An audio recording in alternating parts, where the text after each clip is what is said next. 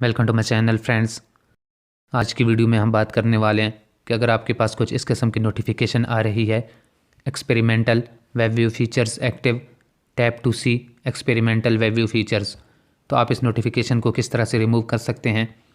अगर आप इसको रिमूव करने की कोशिश करते हैं तो आप इसको यहाँ से नहीं हटा पाते। तो आज की वीडियो में मैं आपको बताने वाला हूँ कि आप इसको किस तरह से हटा सकते हैं। अगर आप इस नोटिफिकेशन पे क्लिक करते हैं तो आपको यहाँ पे लिखा हुआ मिल जाता है वार्निंग एक्सपेरिमेंटल फीचर्स अहेड, मतलब कि आपको वार्निंग दी गई है कि एक्सपेरिमेंटल फीचर्स आगे हैं। ऊपर आपको रीसेट फ्लैग्स का ऑप्शन मिल जाता है, तो यहाँ से रीसेट फ्लैग्स पे क्लिक करने के बावजूद भी आपका यहाँ पे कुछ भी नहीं होता। और अगर आप यहाँ पे सर्च फ्लैग्स में कुछ भी टाइप करके यहाँ से इसको एग्जिट करने की कोशिश करते हैं तब भी आप इसको नहीं हटा सकते। तो मैं आपको बताने वाला हूँ कि आप इस नोटिफिकेशन को किस तरह से हटा सकते हैं। आपने वीडियो को ध्यान से देखना है ताकि आपको आसानी से समझ आ सके। अपनी इस नोटिफिकेशन को यहाँ से हटाने के लिए आपने यहाँ से इसको बैक करना है।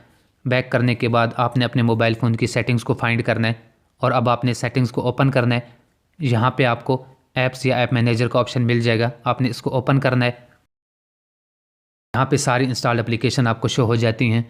तो ऊपर कोने में या नीचे आपको 3 डॉट का एक ऑप्शन मिल जाता है, आपने इस पर क्लिक करना है और यहाँ से आपने शो सिस्टम ऐप्स पे क्लिक कर लेना है। तो अब आपको सारी सिस्टम की एप्लीकेशन यहाँ पे शो हो जाएंगी। अब आपने यहाँ पे एंड्रॉयड सिस्टम वेब व्यू को सर्च करना है और इसको ओपन कर लेना है। ओपन करने के बाद आपको स्टोरेज का ऑप्शन मिलेगा, आपने इसको ओपन करना है और यहाँ से आपने इसको क्लियर डेटा पे क्लिक करना है।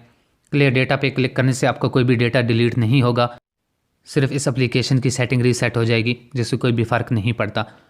तो डेटा डिलीट करने के बाद आपने अपनी डिवाइस को रीस्टार्ट करना है, आपकी प्रॉब्लम सॉल्व हो जाएगी।